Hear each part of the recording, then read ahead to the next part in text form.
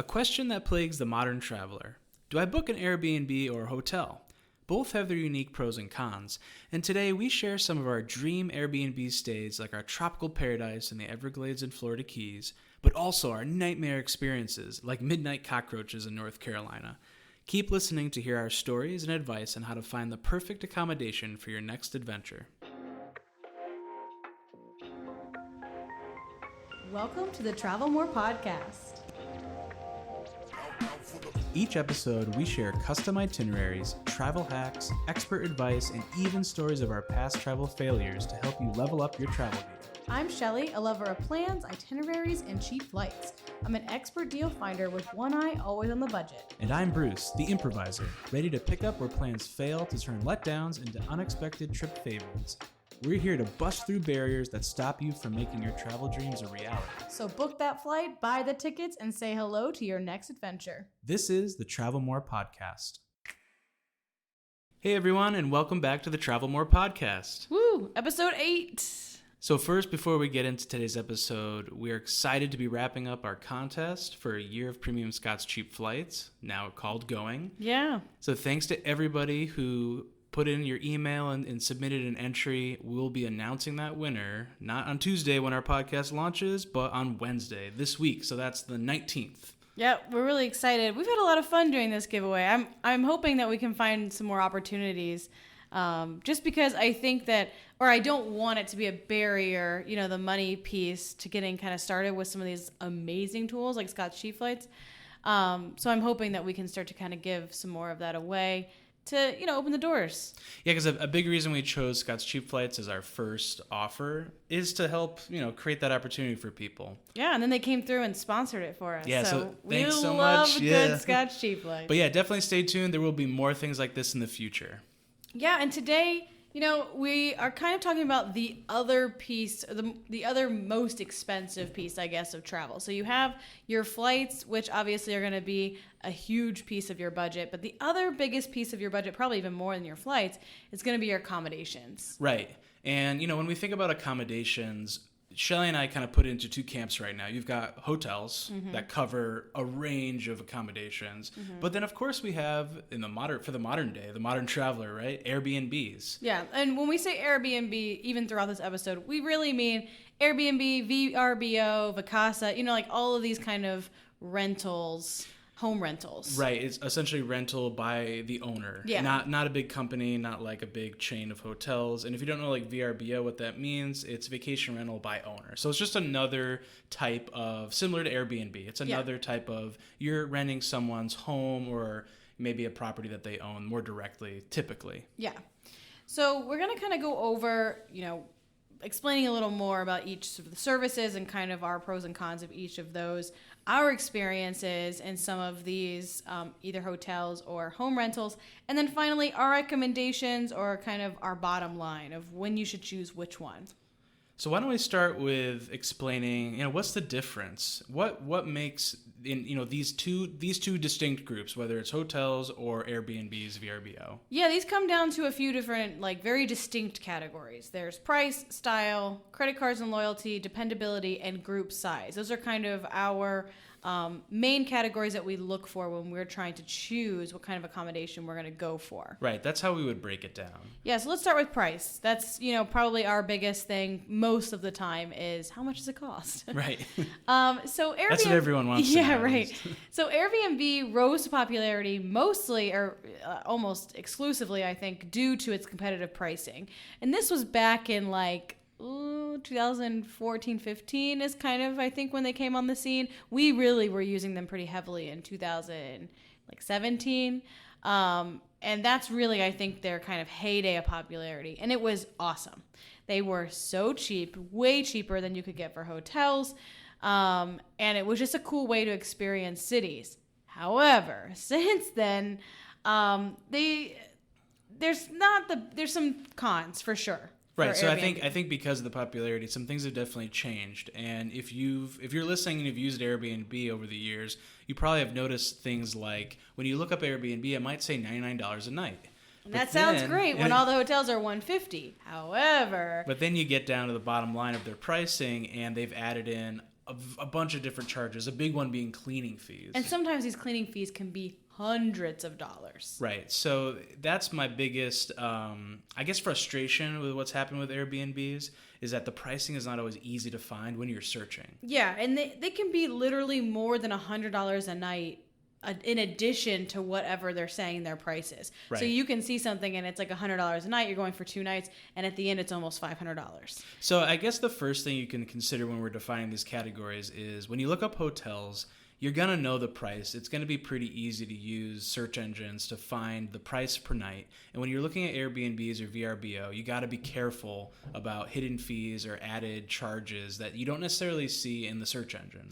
Yeah, and another thing to keep in mind here, though, is hotels can also have these hidden fees. This is true. Especially in very prominent markets. So things like Orlando, Vegas, those hotels are almost always going to have resort fees because of their where they are, so they'll say, oh, we have this resort fee because we have a shuttle or because we have the casinos or, whatever it is. Right. And it can be, another $50 a night. Or parking even. So that's another big one. That's something where hotels could, they can have the same challenge. But I would say it's way more Airbnbs that have hidden prices. Yeah, especially recently. So that's one thing to consider, the difference, right?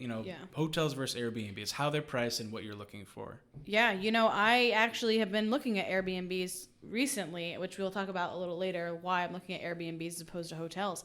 But they are really expensive. I mean, I couldn't find one Airbnb for under $150 a night, and that's on the higher end of what we try to spend for a hotel in most cases. So that, they just aren't not as competitive anymore, I think. I think they are very similar to hotel prices, which actually brings us to our second point, which is, so why would you book a Airbnb if they're similar pricing?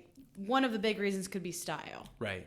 So when we're talking about style is, the feeling and legit, like the actual structure that you're staying in. Yeah. Right. So it's the vibe of the place, but it's also the kind of building that's offered. And typically when you're looking at a hotel, even some of the more boutique hotels, they tend to have the same feel, right? Yeah. So you have multiple rooms in a building. It's double occupancy.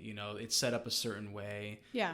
You know how many hotel walkthroughs I've done? And I'm like, and here's the bed. Right. And here's the bathroom. And here's the little bottles of shampoo. Like, it's really so similar, usually. I mean, obviously, there are exceptions to all of these things. Absolutely. But when we're talking about just kind of general, like your Marriott hotels, your Hyatts, your Holiday Inns, they're pretty much all the same. They're going to be like 2 double beds in a room and, in a bathroom with a shower. Yeah, and I would say, like, even, I remember we stayed in Miami not so long ago before our cruise. Mm-hmm. And it was a cool hotel, so it definitely had more of a boutique vibe. I don't think it was a chain, but it was on the beach. But they had things like bicycles. They had a cool bar attached. But I'd still say the style was like a hallway of rooms. Yeah. Each room had the same kind of a similar setup, but it had a cool vibe. So it's not like you can't find cool styles of the hotels, but they still feel like a hotel. Yeah, and we're going to get into a little later when we talk about our experiences, but you can find some really cool stuff on Airbnb that just isn't like that. Right, and that's the biggest difference. So when we think about Airbnbs, you're talking about, types of properties that could be someone built this like bungalow in the woods or something, or adjacent to their property, or it's like living more like in an apartment, or there's, just unique offerings. Mm-hmm. Which actually, we didn't bring this up in price, but the one thing I would be, I guess, just even aware of when you're thinking about Airbnbs is if you're in a city and it is an apartment, like you just mentioned, we don't love to book those because to me, that's taking up actual housing that someone could have. And I think that's a big complaint about Airbnb, especially recently, right, is it is buying up property in cities where people live. It's not just, out in the middle of nowhere, someone's built, a cool bungalow. Those totally acceptable to Airbnb. That is the coolest way to do Airbnb. But when you're taking away housing that someone else could have in a city, I think it really starts to mess with the housing market in the city, and I don't love that, especially if it is a Airbnb company where like they have like 15, 20, 30, 100 properties in a city or surrounding cities. and they're all like apartments that people could live in. Right, and it's just driving up housing, the cost of living, and I think that's why different cities and places have made restrictions on that, and why Airbnbs changed. Because I think the idea starting out was you might be able to rent out an apartment or, a mother-in-law suite type, a part of your home, and it was just a different way of being able to stay and live maybe like a local where you're going. Yeah. And those places were owned by the people who live there. Yeah, or it was like an extra room. Yeah, an extra room. It could just, exactly. So I think we'll get into that a little bit more, but that's just one thing to keep in mind when you're thinking of both price and style. Is this somewhere someone could actually live, though, and it would be like an actual housing situation that I may be taking away from? Those I would probably stay away from just because I just don't like the idea of them. Right, we want to be sustainable and responsible when we travel anyway. Yeah. So anyways, to recap style, the idea is, and again, we're going to get into better details about this when we talk about our own experiences because we've stayed in some pretty cool Airbnbs. But Airbnbs can be very unique. Hotels, generally speaking, kind of have a similar vibe or at least a similar setup, even if it's a really cool boutique hotel. Pretty much going to get the same thing. However, that can be a good thing because the next piece of this is, dependability. Sometimes you just want to know you have a clean room in something that you're used to, right? Especially if you've been traveling a lot and you kind of just want to get something a little more like familiar to yourself. So you go stay in like what would be like a Holiday Inn, and it's nice because it's going to be totally fine. Yeah, and I think that's something, as much as Airbnb has probably done things to vet its properties and the people who run them, you just don't know, right? Because they're run and managed by individuals. Mm-hmm. And this isn't to say that you can't have a bad hotel experience, which we'll get into, but generally if you're used to using a certain brand or even like a Holiday Inn, you know what you're getting, mm-hmm. and generally it's going to be the same thing. And there's more than one person that runs the hotel. Right, yeah. I mean, that's a big thing. It's a big company. And then the Airbnbs, you never really know what you're getting into. It's kind of a little bit of a roll of the dice. And like I said, sometimes that can be fun and a part of the travel experience. And sometimes you're just like, it's just not what I want right now. And that is especially true for me. If you can think about yourself in an airport, right? It's like an airport trip. You just had a long flight and you have maybe an overnight layover. You want just the hotel room, a clean hotel room with a shower and a bed. And there's someone at the front desk. They're ready to check you in. Yeah. It's very routine. You don't have to find it. Like it's going to be a big hotel. You don't have to go back to the instructions and say the key is on the third rock from the left. Yeah, or this is the code. Yeah. Right, and you're fumbling in the dark trying to figure it out. Like that, and that can happen with Airbnbs. Yes, and again, could be part of the experience. And sometimes that's just not what you want. And I think there's a valid point to both. And then another big one is, of course, with us and our travel hacking, you do have the idea of kind of credit card points and loyalty, which for us has become actually a fairly large part of our travel plan, is kind of building loyalty with brands just because you get cool stuff with it. It's not to say that we never choose Airbnbs because we're going to talk about that in a minute, but there's a draw to kind of sticking with a similar brand and getting kind of that loyalty membership tier benefits. Right. And I think, we've been exploring Marriott. We're looking at Hyatt. Mm-hmm. And when we do an update on travel hacking, we'll definitely go into more depth about what you can really get from that. But that's something that's unique. I mean, it's a good amount of things you can get too. Yeah, you're talking about free nights throughout the year. Or at least like some pretty amazing upgrades, some free breakfast, no parking fees. There's quite a bit of money to be saved by picking a loyalty and sticking to it. But it just doesn't always work out that makes the most sense for your travel, I think. Definitely. But it's something that sets hotels separate. They're different in that way, that you can't do that with Airbnbs. Yeah, and actually, this is our last one. These go really well into each other. Hey, by the way, I wrote this script this week, so just pat myself on the back. But the one time I think that the hotel really makes the least amount of sense and is the time that we would choose the Airbnb over the loyalty points is groups, because they can offer like a really great kind of option for bigger parties. Right. I think that is probably one of the biggest things now when I'm thinking about how Airbnbs have changed. Mm-hmm. If I have a group or there's some event that we're doing, I think our friends have always looked at Airbnbs and VRBO over hotels. Yeah. I think the option for accommodating these bigger groups is way in favor of Airbnb and VRBO kind of properties. So that, unless it's like something like a wedding or something that people are blocking rooms, which is a different situation, that's probably one of the things that we'll talk about with some of our experiences that I think are probably some of the most fun ways to find these alternative type of properties. Yeah.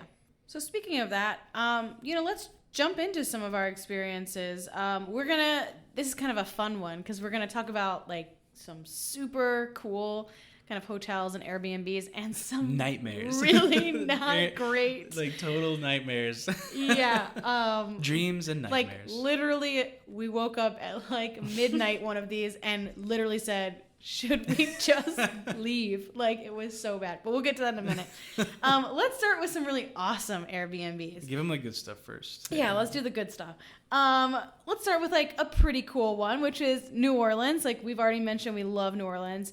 And we stayed in this, like, very quirky kind of place up in the Warehouse District that was actually a guy who worked in like he did movie tours. Yes. Like he ran tours for like movie filming locations. Right. And he had a bunch of cool props. Yeah. I remember he had an old medical piece of equipment that was like a big light. I think it was for American Horror Story, yeah. Yeah. And it was like the whole Airbnb. Very artistic. Yeah. I think he lived in part of it. It was like a big warehouse. Mm-hmm. And it's like he lived in part of it. And then the one we were in was a shared room, which is an interesting way to do Airbnb, almost like a hostel. So it's like you have a shared kitchen, living room area, and then you stay in a room that you can lock and everything else. Right. We had a private room with an ensuite bathroom, mm-hmm. but it was a cool room, right? It was a really cool room. It was total. This is what we meant by like, it's in no way is it a cookie cutter kind of hotel room. Right. It had all this cool artwork and just cool features of like the furniture and things. It was like a room that you would want to have in your own home. Yeah. And it was like $70 a night, which for New Orleans, and it was also Carnival, like it was a really nice price. And we were we just thought it was the coolest, at that point, the coolest Airbnb we had been at. We've also stayed, like we said, we love New Orleans. We've actually never stayed in a hotel in New Orleans. No, we've only done Airbnbs. Yeah. So we also stayed in Bywater, which is our favorite neighborhood now that we've been. And we stayed in a shotgun house. And again, this one was literally someone's extra bedroom. So we met her. She was there, watching TV in her living room one day. Super nice. We didn't have a lot of interaction with her, so if you're not super into that, it's not like we had to have dinner with her or something. Right. We were there, and she was there at one point. I think we only saw her once in the whole weekend, though. I think so, and it's one of those things where it was just Shelly and I. Yeah. And it felt, and based off the reviews, I think this is one of those things you kind of roll the dice sometimes on it, but I felt pretty confident. Yeah, and honestly, it sounds weirder saying it out loud than it felt when we were there. Right. Yeah, because she had her own ensuite bathroom in her master, so we weren't sharing a bathroom. We had our own. It was a cool clawfoot tub. It was very vintagey. The room was nice and big. We could have used the kitchen if we wanted. Obviously, we're going to eat all the New Orleans food, so we weren't going to use the kitchen, but we could have. And like I said, we only saw her once, and she was sitting on the TV watching TV, sitting on the couch, and we just kind of hey, and she's like, hey. We walked out. Yeah, it was not weird at all. Yeah, and I think that's an example of an awesome type of experience because we got to live like a local. Yeah. And the times that this has really worked out, the hosts have always been really clear with this is what this is what's available to you. You can use the kitchen. There's things for you to have, whatever. Mm-hmm. So it's very clear what you can expect. Yeah. Okay, so another really cool one. We'll get to only the really cool ones, I think. So another really cool one was in the Everglades. This is maybe my favorite Airbnb experience that we had. So maybe I should have saved this for last. This one I think is the king of when we're talking about style, because the last two definitely were unique rooms. Yeah. In a very awesome, cool city, but it let us be in a really cool location for not a lot of money. Right. But this one is actually very cool. So we were in the Everglades, or we were in place that the Everglades it's the town. are. It's the Everglades, but it was what's it? Homestead? Yeah, Homestead. It is Homestead. Yeah, it's a town that's right by one of the entrances to the Everglades. Everglades are big. Yeah, and so we were there, and we stayed on essentially a farm that had a ton of Airstreams. So there were probably like, 6, 7, 8, something like that, Airstreams. At least. So you had, when you booked it, you had the entire Airstream that was your own, with like a little porch that was made up with like, an outdoor kind of dining area thing, and then an outdoor shower. Yeah, it felt like really private. It was really cool. It was like you were living in this little Airstream community. And then you also had access to the main house, and then the main house was a pool. It was a covered pool because Florida alligators, you can't have an open pool. So you had the covered pool, and then they served breakfast every morning, which was included, and had all this food from their farm. So it was like all this amazing fruit. Oh, every tropical fruit. It was every amazing. Fruit you can have. Yeah, fresh. Everything was fresh. And then they had like a family style dinner, which was like pay what you can. They were just like, oh, drop some money in the jar if you want to eat dinner tonight. And it was also amazing. And the same went for bottles of wine, beer. There was just like stuff everywhere. And they're like, yeah, just drop some money in if you take something. It just felt very cool. Yeah, the owners were awesome. Yeah. And I remember when we were there were a couple families, and I think there was like a Boy Scout troop or something, or maybe it was Little League, I forget. But big groups of people were coming there, and it was communal, but also if you wanted to be private, there was nothing that felt like you had to do it. Yeah, not at all. Like, we felt like we could live there. We were like, this is the coolest awesome. Airbnb, because it just felt like you had your own space, but then could go hang out, and then you're like, nah, I'm done. I'm just going to go back. And another thing, I think, if you're wondering, I'm not sure. I'm not sure about these. They seem very off the beaten path, different. The things that I think a lot of these experiences so far, the good ones, they had in common were really responsive hosts. Yeah. So if you're wondering, message the Airbnb owner, and how they respond should tell you what it's going to be like. Yeah. All of these people were good at communicating. They were quick to communicate, and you felt immediately at ease because they had the information. Yeah. Here's the Wi-Fi. Here's how it works. Here's how you park. Yeah. It was so obvious that the operation was running. They never fumbled with the answers. So then it told me that, like, yeah, there's good reviews. The guests know what they're talking about. This is going to be good. Yeah.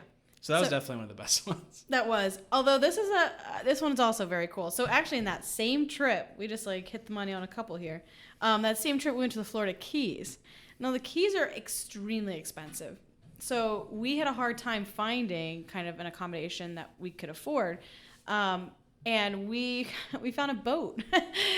So we stayed in like, can you even call it a houseboat? It was like a sailboat. No, it's not a houseboat. Yeah, it was very small. But it was on the water, because like obviously waterfront properties cost a lot more money. This one was literally on the water.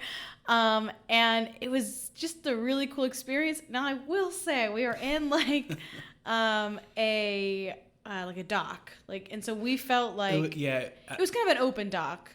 Like they had kayaks, so you could take it out. It wasn't like enclosed, I should say, but right. It had its own, like it had a property. So it was like the boats. There was like a couple boats out in the dock, and then they had like 3 or 4 rooms on the property. So like it was like a little homesteady kind of thing. Right. And then we were in the boat. And it was Christmas Day. Like, it was Christmas Eve into Christmas Day that we stayed there. And it was, like, the craziest wind. And this thing rocked all night and rocked us into each other all night. And the woman came out the next day, and she's like, I am so sorry. She's like, I just kept waking up in the middle of the night because of the wind. And I looked outside, and I could see the boat just, like, going back and forth. And that seems like it would end up in our bad situation, but actually it wasn't bad at all. And it was still a really cool Airbnb. And actually the woman had one of the rooms open for the night, and she just was like, you can just stay in this room. Yeah, so super nice. It was, and that was like literally double the price of our boat room. And she was like, Merry Christmas. Yeah, and she's like, just stay in the room. It was great. But it would have been very cool if it wasn't so windy, because it was cool to stay on the boat in the Keys. Like, who can say that? It's just a cool experience. Like, the smiles on my face right now thinking about these memories, I don't know that we would ever get them in a hotel. Right. Well, that's and the it's thing. Like, I think that is a big part of just, and even with Airbnb, maybe its prices have changed a bit. These are still out there. The good ones are still out there. Like, it was the ones that I think ran by big companies buying up apartments that are the ones to shy away from. Yeah, those I mean, don't go for those. Pretty much all of our bad ones are that.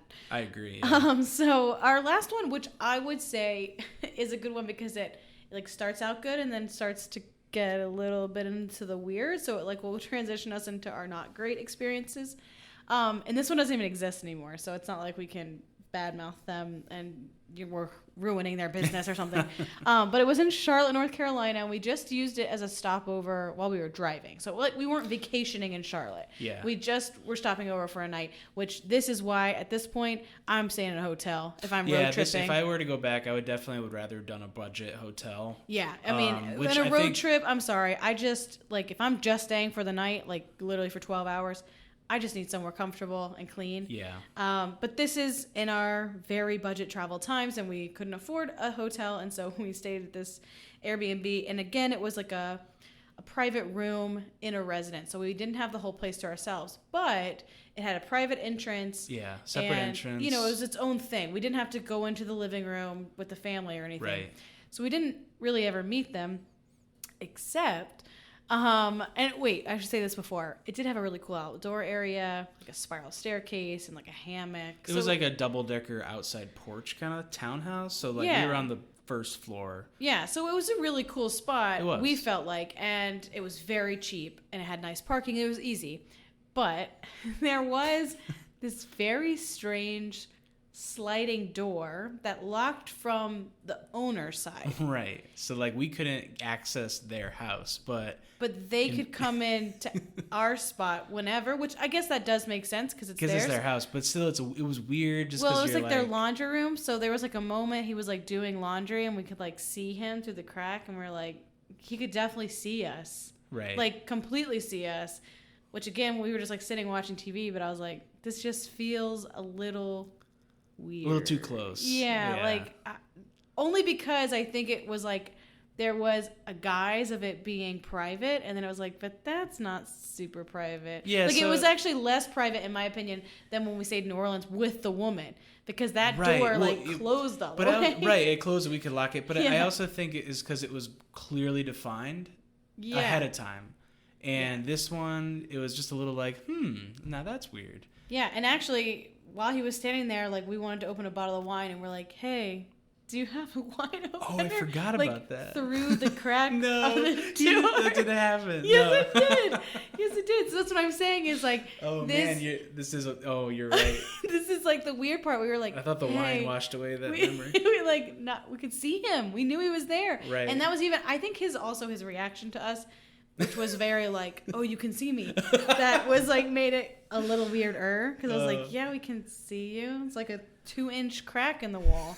But anyways. So, well, this was not a bad experience. It was just a little weird. That's what I'm saying. This one's connecting our great great experiences to our not great experience. So it started out pretty good, and then it slowly got a little weird. Now the ones we're going to talk about now, were just bad. All right, I'm gonna, I listed this first one. No, I you think can't. You gotta wait for that one. You gotta wait for that one. They're not ready. You're not ready. I think one of a truly bad experience was when we went to Disney World the first time. This is the first time for Disney Thanksgiving. World. Yeah, it was. And we were still very budget very conscious budget. of everything, and it, for a long time up to this point. This is a few years ago now, in 2018. Mm-hmm. Before that, Shelly and I really would go for Airbnbs because in its startup, they truly were almost always the cheapest options. And this we were Airbnb you're about to talk about, I literally think was like 60, 40? I think it was less. I think it was like $50 a night. Yeah, so honestly, at some point, we started saying you really do get what you pay for. Which actually is exactly what I said in the comments, which we're going to get to in a minute. Right. So what happened with this place, it was in a apartment complex in Orlando. Yep. About 15, actually maybe 30-minute drive to the park. Probably like 30-minute drive to Disney World. But it was so cheap, so we're like, yeah, we're doing this. Uh-huh. And it wasn't hard to get in there. But it was a little hard to find. It was like 1 a.m. when we got there. It was a little weird to find in the complex itself. Yeah, I mean, think about finding your friend's apartment that you've never been to at 1 a.m. It's just a little weird because you're like, which building is it? Which number? Whatever. But we got in. It was fine. But it was like...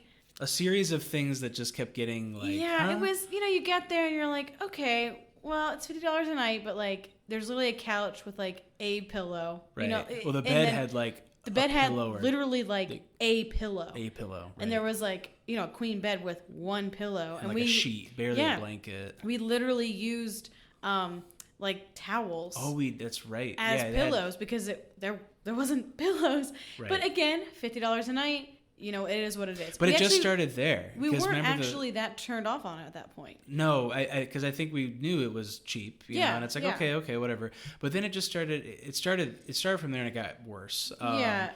It was what there was the something thermostat. with. The thermostat. There were very much threats about if you mess with the thermostat at all, like it's like a $300 charge. There's all these things you're gonna freeze out, and you know it's Florida, it's hot, but I think it was set to like 74 or something. We opened the window. It was so hot. It was very uncomfortable in the building, and it was the language. It was just the way it said it. It was there were literally just threats all over the apartment. We started to read. I think so. Then there was also cameras. That was, and I don't know if there was. That was like mostly outside, I think. It was. There was like but it's still, there were still like, you know, just messages around the house that were not welcoming, but rather threatening. Yeah, like threatening you into do not misbehave. You know, this is recorded. We know who comes and goes, kind of thing. Which at first we just kind of felt like, okay, again, they're protecting themselves. Like maybe they got people, exactly, because it's cheap, right? Yeah. And we were kind of laughing about it because we were like, oh man, who hurt them? Yeah, we were definitely thinking like I can see maybe someone really screwed up and they are trying to protect themselves. Like okay. So then we leave. But don't forget the shower too, though. That also was funky. It just was a whole bunch of like little weird things. Everything was like the door wouldn't lock and the shower didn't really work. But like again, it was $50 a night. So really, we were like, we accepted it. It was whatever. fine. It was just a place to put our head. So then I leave a review because I always review the Airbnb. It's like part of it, right? Because you want to know your review. It's a thing. So I left a review and I literally said like it was totally fine for like the 2 nights we were there. It was very cheap. And there were a couple weird things, like we just told you. But overall, it was fine. It's a cheap place to stay, close to Disney. Like it was an honest review. It wasn't superly positive. And it wasn't negative at all. No, it was literally what I just said, which is, I mean, literally just, you know, you get what you pay for, but it was totally a fine place. Some weirdness. And then I got this like wildly inappropriate, like angry, like all caps message from the person being like, how dare you review us in this way? You called us cheap. I was wondering if there's maybe a language thing there where like cheap was misinterpreted in some way, because I was like, it is cheap. It's only $50. Yeah. But I'm wondering if they thought that as a negative, like it. I don't know. Like, not cheap money, but cheap quality, cheap everything which, else. Which again, like, it was. Well, it kind of was. But I was like, I'm sorry. Like, you know, we had all these problems and I never even said it was bad. Anyways, it went back and forth a little bit. But I got to the point where I had to report it to Airbnb for like harassment. Right. Like, and Airbnb, and I was like, here's what I said as a review, and here's all these guys like, right, because messages. The owner was going to report you. Yeah, he's like, we don't need people on the platform like you. And I was like, dude, I didn't even review this negatively. I gave him like a 4-star rating even. That's something else that we forgot to mention about differences is with hotels, you just book a hotel. With Airbnbs, you need to make an account and you need to verify who you are, and you get reviewed by the people you stay with, and you can review them in an attempt to kind of protects each other. Right. I get all that, but it's still just, you know, this was an experience that was, you would not experience this from a hotel. No, that'd be absurd. It was wild. Hopefully, you wouldn't experience from the hotel. I mean, share your stories with us. Let us know. Yeah, right. Yeah, if you found something anyway, crazy. so that one was weird and unfortunate, but the next one. Wait, let's just say, I know we're like holding you hostage on this last one, but I will just say one more that we felt like was like, not horrible, but not great. But this is an example of like what you might run into, even with a fairly decent Airbnb, is we took a group trip to Vermont, and it was like a ski mountain kind of thing. It was very expensive. Oh, right. Like I think for the 2 nights, I think it was $200 a person. Yeah. Not for each night, but still, that $100 a night per person. We had 6 people. Like, it was very expensive.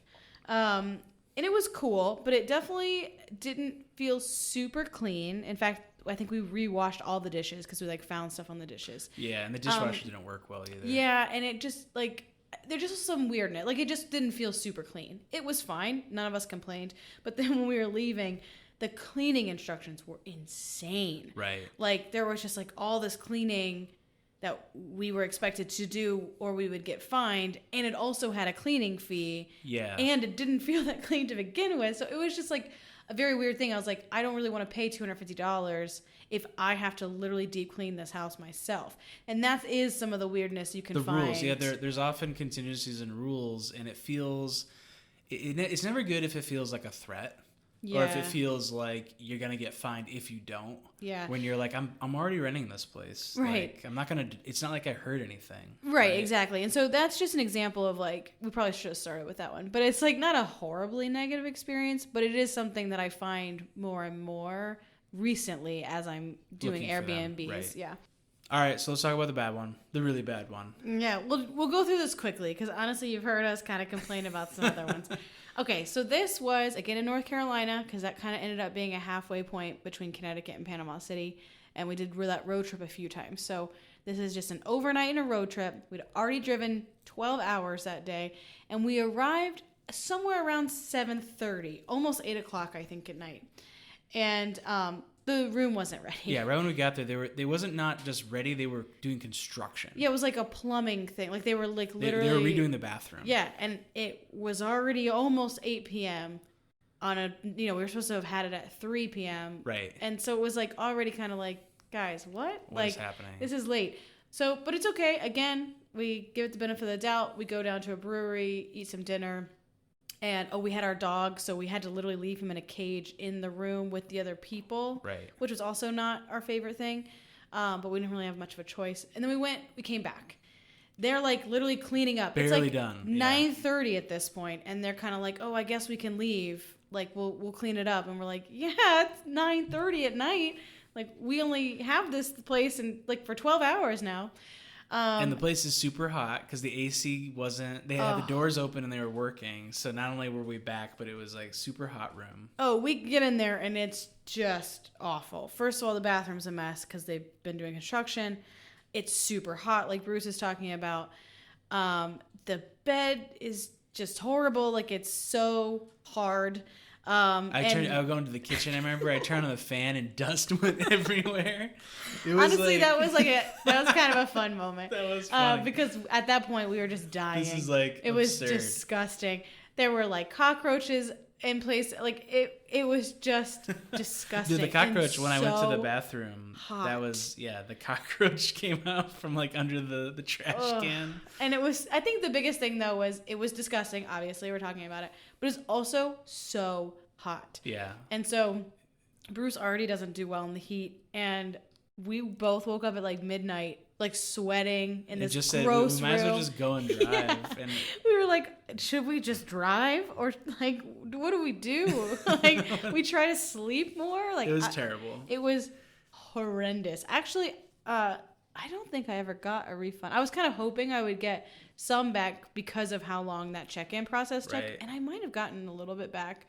But I was kind of like, I messaged the guy and I was like, dude, this was bad. Like, I'm not going to be mean, but like, you have to fix this house. Right. Like it this wasn't is not ready. a viable room for people. Yeah. Like, they clearly were fixing it. And I think that's what I said in the review was like, once this is fixed, it will be fine. But until it is, like, this is not really a place to stay.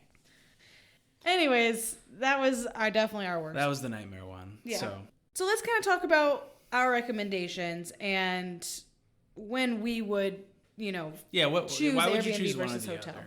So I think it really just depends. And I think when you're looking, you should just look at both. Look at both options. Don't just say, I'm only going to get a hotel or an Airbnb. And a big part of it is, look at the reviews, right?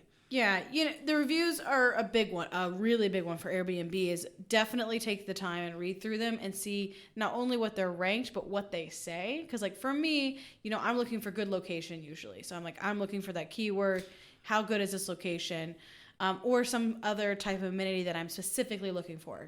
How are the kayaks? How are the bikes? Whatever I want. Right. Look for because there are times people have said, "Oh, I didn't like that. It felt old or out of date or whatever," and it was like, that doesn't matter to me. Those people that wasn't their expectation. They. Yeah. Although that is the keywords that we used for that horrible one, so we should have looked at that one a little more. Yeah. But here's kind of how I would think about this. If I'm staying in a big city, I'm probably going with a hotel because I have my loyalty points. I have Hyatt's and Marriott's. Those are my 2 favorite brands. Like, I'm probably going to stay at a hotel. If I'm going somewhere a little more off the beaten path or somewhere that's got a little more of like ecotourism, so like Costa Rica, places like that, then I'm probably looking for an Airbnb just because I think I can find something cool. Can I find a treehouse? Can I find, like I did in the Everglades, like the Airstream thing? Yeah, something a little different than just your classic hotel. Yeah. To feel a little bit more like you're embedded in the place you're going to. Yeah, really, if I'm going to a place for ecotourism, so like hiking or whatever, that's really the time I'm going to be looking for Airbnbs. Otherwise, I'm probably sticking with hotels. Another big thing that I wanted to mention, though, with hotels is don't overlook hostels. I know we mentioned that we're not really hostel people, which, if you don't know, hostels are kind of like communal hotels almost, but they do have private rooms, and they also have these like kind of big dormitory style rooms, which obviously are the cheaper ones. But either way, they do end up a lot of times being cheaper than hotels. It can be a great way to meet people, but even if you don't want to be in kind of that scene, you don't have to. The only thing that I've noticed with hostels that can be off-putting to some people is sometimes you share a bathroom. Right. You don't always, so you can find ones that have the private bathroom, but that's the only thing that I found that could potentially be off-putting, but they're usually in really good locations in the city. Great locations. And for solo travelers, I think hostels can be amazing. Or option. even young couples, or even older couples. Or even a family. It doesn't, hostels are not just for your traveling, right out of college age student. Which I think a lot of people think of. But even right now, we're looking at our trip this summer, and I'm looking at hostels in the Scandinavian countries because hotels are so expensive. Yeah, and also I love the they almost always have communal kitchens or like a bar on site or breakfast like a restaurant. that's kind of served a little more family style, like the Everglade one. So that's almost a good kind of in between. If you can't really find a good Airbnb you can't really find hotels near price. Yeah. Definitely Hostelworld is where I go, kind of like booking.com for hostels. So let's just break down the basic pros and cons to sum it up. So for Airbnb, when you think about pros, they can be cheaper or way more expensive unless you're splitting with a group. So always check for the hidden fees. They could have a local community location, so their location can be really awesome. And if you want to stay like how locals live, this is your best bet. And they usually have more unique features compared to hotels. However, there's a couple of cons. They can be sketchy based on the owner, like we just talked about. They're kind of more risky than hotels. They can have lots of hidden fees. They don't have a concierge or any type of hotel services typically. And they can actually be illegal in some places. I have heard tell of people being kicked out of Airbnb in places like I believe New York City is illegal. So you just in certain areas, I think actually in Orlando in the county is illegal. So you want to check that before you're booking that Airbnb, especially in big touristy areas. And then for hotels, they're great if you're building up points or loyalty or redeeming points. It could be a huge benefit for that. Mm-hmm. They're great for certain trips. Like we said, if you need a quick stay from an airport before a flight or just a stopover on a road trip. If you're looking for consistency, that's a big one. Mm-hmm. If you like having a presence, like someone who's there for later check-ins, a feeling of security, hotels are almost always going to have that. Yeah. So it's good if you just want something that you can trust and it's a quick and easy transaction. Yeah. The cons, obviously, is that they can be a little more cookie cutter. They're not going to be probably as quirky and fun, and they don't typically come with some of the cooler amenities like the communal breakfast or communal kitchens, or even things like kayaks and bikes, although every once in a while you'll find one. If you're looking for a good hotel brand, like I mentioned before, my favorite brands that I'm trying to build some loyalty with are Marriott, Hyatt's, and then an Ibis is a really good one for cheap stays in Europe. Every once in a while we'll do a nice little Holiday Inn as well if we need just a kind of a cheap place to lay our head. I think out of the budget ones, Holiday Inn is probably my favorite. Yeah. So that kind of sums up kind of our ideas of accommodations. That can be such a big decision and honestly can make or break your budget and your experience and your travel. So it is really an important thing to put some time and energy into figuring out kind of what fits best for what you're looking for, and also to make sure that you're going to have a nice place to stay. Because even if it's bare bones, you want it to be nice. You don't want to come home to something you're dreading every day. So hopefully you'll like to hear some of our dream stays and our nightmares. And if you want to share some of your own experiences, or you have any questions about it, definitely contact us. You could reach us on Instagram. You can email us at contact@travelmorepodcast.com. Instagram is @TravelMores, the Travelmores. And always check out the show notes for all our links. Yeah, we'll see you next time. See ya. Did you know that every time you book a Disney or Universal vacation, you're paying for a service that you may not even be using? Really? That's right. Travel agent costs are added to your Disney or Universal vacation, whether you use one or not. So you're telling me that I'm paying for something even though I'm not getting the help? You got it. So next time you want to book a theme park vacation, make your money work for you. By booking with Magic Pass Travel, you'll get our expertise and years of experience without paying any extra and while supporting a small business. Check out our show notes to find our contact information. Can't wait to help you plan your next adventure.